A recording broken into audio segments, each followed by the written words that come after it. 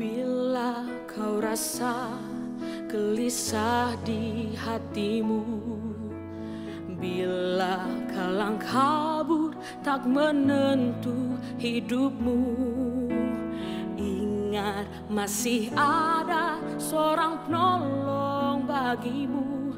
Yesus tak pernah jauh darimu. Bila cobaan menggodai hatimu, bila sengsara menimpa keadaanmu, ingat Yesus takkan pernah jauh darimu. Dia selalu pedulikan kamu. Berseru memanggil namanya, berdoa dia akan segera menghampiri dirimu. Percaya Yesus tak jauh darimu. Dia hanya sejauh doa.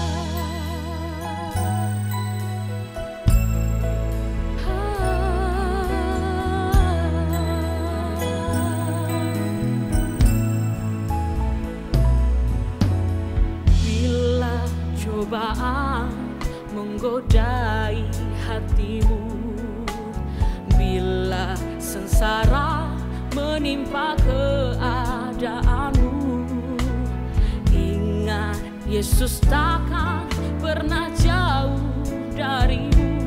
Dia selalu pedulikan kamu. Berseru memanggil namanya, berdoa dia akan segera menghampiri dirimu. Percaya Yesus tak jauh darimu. Dia hanya sejauh doa. Berseru memanggil namanya, berdoa dia akan segera menghampiri dirimu. Percaya Yesus tak jauh darimu. Dia hanya sejauh doa. Dia hanya sejauh doa. Dia hanya sejauh doa.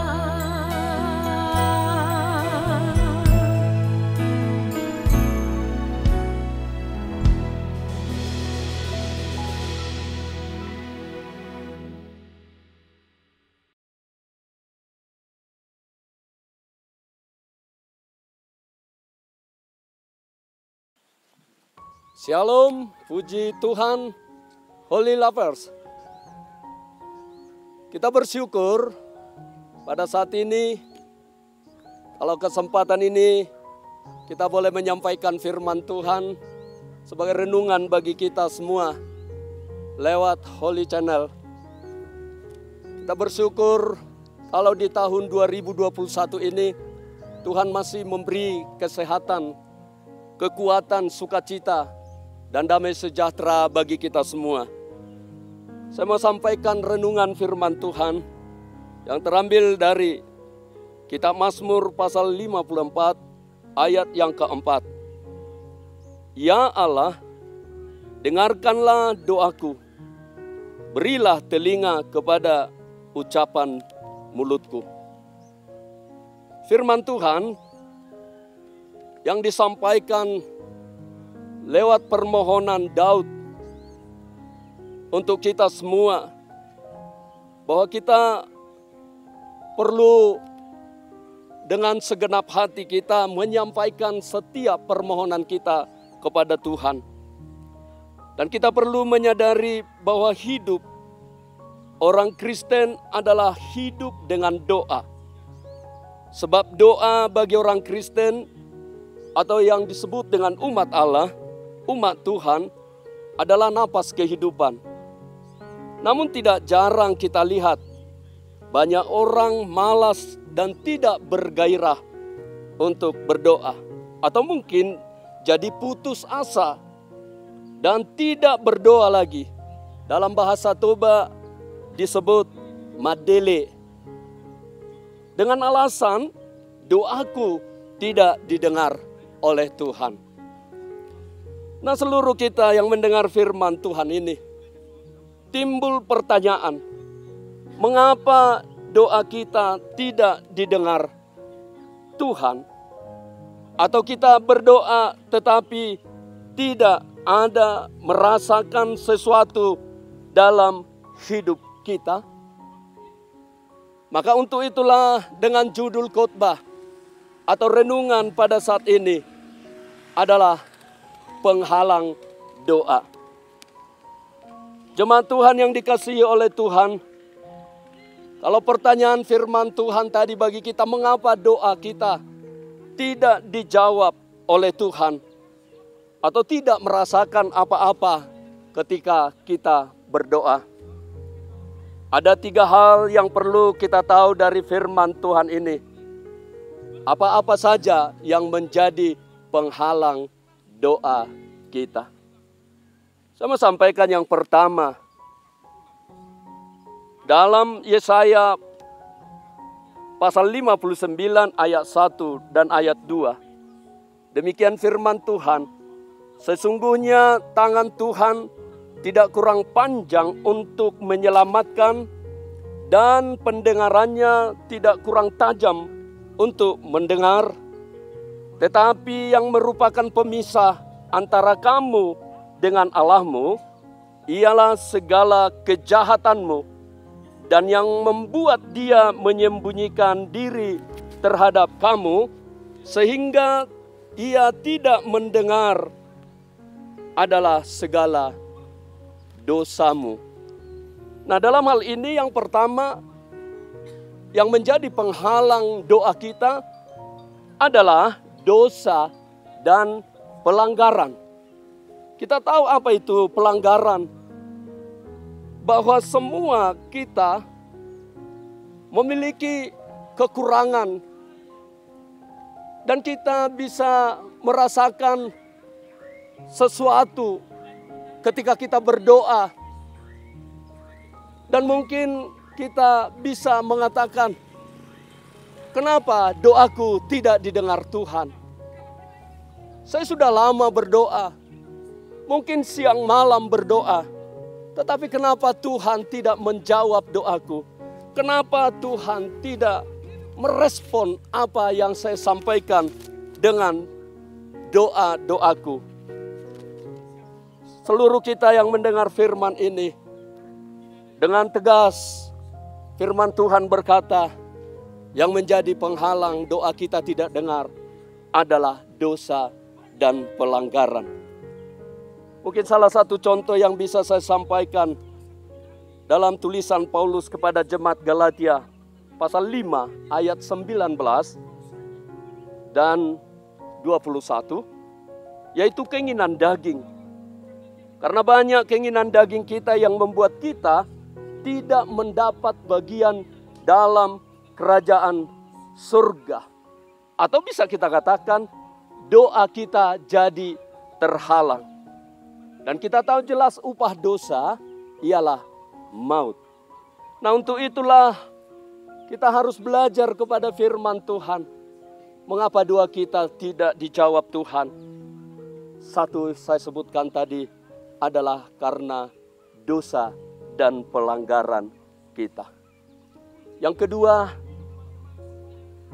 dalam kitab Mazmur pasal 66 ayat 16 sampai dengan ayat yang ke-20. Mengapa doa kita tidak dijawab Tuhan? Ini yang menjadi penghalang yang kedua. Ayat 18, seandainya ada niat jahat dalam hatiku, tentulah Tuhan tidak mau mendengar. Ayat 20, saya lompat ke ayat 20. Sesungguhnya Allah telah mendengar, Ia telah memperhatikan doa yang kuucapkan. Daud, dia menceritakan bahwa Tuhan jelas mendengar doanya. Tetapi yang kedua ini, niat jahat dalam hati menjadi penghalang doa. Jika kita memiliki niat jahat, itu menjadi penghalang doa kita. Untuk itu saudara-saudara yang dikasihi Tuhan Yesus, orang mungkin tidak melihat apa yang ada dalam hati kita. Tapi Daud menceritakannya bahwa doanya telah didengar Tuhan. Doanya telah direspon oleh Tuhan. Karena apa? Dalam setiap kehidupan atau kepribadian Daud, dari masa kecilnya, dari masa remaja, pemuda, sampai dengan masa kekeluargaannya, dia tidak memiliki niat jahat dalam hati. Untuk itu, mengapa doa kita terhalang? Mengapa doa kita sepertinya tidak direspon Tuhan? Yang kedua ini, karena mungkin ada niat jahat dalam hati kita. Saudara yang dikasihi Tuhan Yesus, pada saat ini, ketika firman Tuhan ini kita dengar, marilah kita membuang segala niat jahat yang ada dalam hati kita. Karena apa yang disampaikan oleh Daud dalam firman Tuhan ini, seandainya ada niat jahat dalam hatiku, tentulah Tuhan tidak mau mendengar. Untuk itu, kita yang dikasihi Tuhan, saya mau sampaikan bahwa Daud yang menceritakan ini, yang dialaminya ini, Tuhan mendengar doanya. Yang jelasnya bagi kita semua, ketika kita memiliki niat jahat, sampai kapanpun Tuhan tidak akan mendengar doa kita. Yang ketiga yang mau saya sampaikan, dalam firman Tuhan ini, penghalang doa kita, yang ketiga adalah hawa nafsu dan keinginan daging. Jika kita baca dalam suratan Yakobus pasal 4 ayat 1 sampai dengan ayat yang ketiga. Saya akan baca dari ayat yang ketiga. Atau kamu berdoa juga, tetapi kamu tidak menerima apa-apa, karena kamu salah berdoa. Sebab yang kamu minta itu hendak kamu habiskan untuk memuaskan hawa nafsumu. Saudara yang dikasihi Tuhan Yesus, ini menjadi penghalang doa kita. Maka Tuhan tidak mendengar. Maka Tuhan tidak merespon. Karena apa? Karena yang ketiga ini, hawa nafsu dan keinginan daging yang menguasai tubuh dan hati kita. Sehingga terjadi tolak balik dari Tuhan untuk tidak mendengar doa kita. Saya percaya kalau orang zaman-zaman akhir ini selalu mengandalkan kemampuan, selalu mengandalkan inteleknya, selalu mengandalkan kebolehannya. Tetapi apa yang memotori dia mungkin hawa nafsu dan keinginan dagingnya. Tuhan tidak senang. Tuhan tidak mau menjawab, merespon doa kita ketika hawa nafsu dan keinginan daging menguasai kita.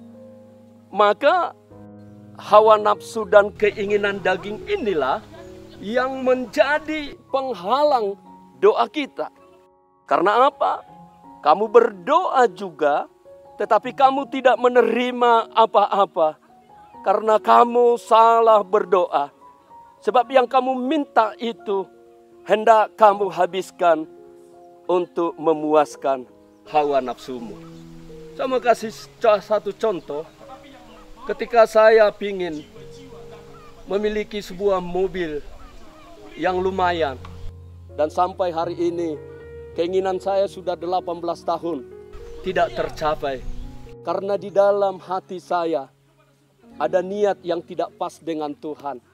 Ketika mungkin aku memiliki mobil yang baru atau yang keren kata sekarang, yang mungkin akan saya bawa untuk piknik, untuk menghabiskan waktu ke tempat-tempat yang lain, dan mungkin akan mengusahakan untuk hal-hal bukan untuk pekerjaan Tuhan. Mungkin karena itulah Tuhan sampai hari ini belum menjawab. Nah, karena apa? Dengan tegas firman Tuhan berkata, kamu berdoa tetapi tidak menerima apa-apa karena kamu salah berdoa. Saudara-saudara yang dikasihi Tuhan, mari kita merevisi doa-doa kita. Karena seringkali kita berdoa, tetapi doa kita salah tujuan, salah sasaran. Untuk itulah jemaat Tuhan dihimbau bahwa setiap doa-doa kita, seperti apa nanti Tuhan merespon, kita harus hilangkan dulu hawa nafsu dan keinginan daging. Utamakan bagaimana kamu hidup, bagaimana kita hidup. Hidup di dalam kebenaran firman Tuhan. Maka doa-doa kita direspon atau dijawab oleh Tuhan. Saya mau sampaikan, kalau dari ayat 1 bagian yang ketiga ini, dari manakah datangnya sengketa? Dari manakah datangnya pertengkaran di antara kamu? Dari manakah datangnya persoalan-persoalan dalam hidupmu? Itu semua dari hawa nafsu yang berjuang di dalam tubuhmu. Jadi dalam hal inilah, saudara-saudara yang dikasihi Tuhan, bahwa hawa nafsu dan keinginan daging itu menjadi penghalang doa kita. Saudara yang dikasihi Tuhan Yesus, saya percaya bahwa Tuhan tidak mendengar doa kita ketika doa kita sampaikan untuk keinginan daging kita. Oleh sebab itulah, dalam renungan firman Tuhan yang singkat ini yang bisa kami sampaikan, penghalang doa itu adalah dosa dan pelanggaran kita. Penghalang doa kita itu adalah ketika niat jahat ada dalam hati kita. Penghalang doa kita yang ketiga adalah hawa nafsu dan keinginan daging. Saudara yang dikasihi oleh Tuhan, saya mau sampaikan satu kesaksian. Ketika saya berencana mau jadi hamba Tuhan, saya punya rencana untuk menjadi pengusaha. Dan itu saya kerjakan kurang lebih 7 tahun untuk menjadi seorang yang kaya. Karena saya sebagai anak pendeta, saya tidak suka miskin. Saya harus kaya. Dan ketika itu saya lawan orang tua saya sebagai pendeta. Tapi saya berdoa, karena dalam niat saya, ketika saya nanti menjadi orang kaya, saya harus menjadi hamba Tuhan. Ternyata hal itu tidak tercapai, karena itu menjadi niat jahat dalam hati saya. Untuk itulah saya dipanggil Tuhan dari nol dan melayani pekerjaan Tuhan. Dan Tuhan luar biasa memberkati, dan setiap doa-doa saya didengar oleh Tuhan. Dan Tuhan memberkati. Bahkan pelayanan-pelayanan yang saya layani, Tuhan memberkati. Kiranya Tuhan memberkati kita semua. Dan renungan yang saya sampaikan ini kiranya menjadi bekal bagi kita semua umat-umat Tuhan, bahwa doa kita akan dijawab oleh Tuhan. Terima kasih. Tuhan Yesus memberkati kita semua. Kabarkan Injilnya, selamatkan jiwa. God bless you. Berseru memanggil namanya, berdoa dia akan segera menghampiri dirimu. Percaya Yesus tak jauh darimu, dia hanya sejauh doa. Berseru memanggil namanya, berdoa dia akan segera menghampiri dirimu. Percaya Yesus tak jauh darimu, dia hanya sejauh doa. Dia hanya sejauh doa. Dia hanya sejauh